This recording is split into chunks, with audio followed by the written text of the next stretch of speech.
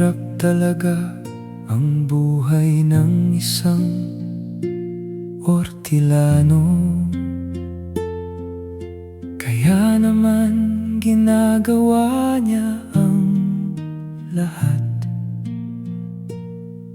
May kasamang pagod, sakripisyo at pagtitiis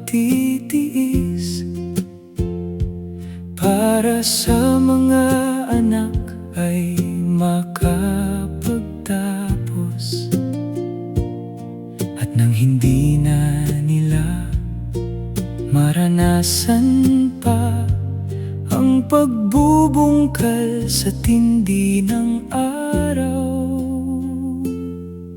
ang buhay ng isang Ortilano, pawis ang puhunan, palad ay magaspang, puso'y lumalaban. Ang buhay ng isang Ortilano,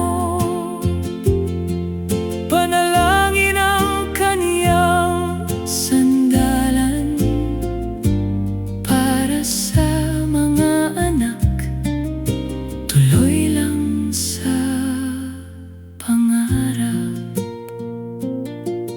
Madilim pa ang umaga, nasa bukid na sila para maiwasan ang matinding init ng araw.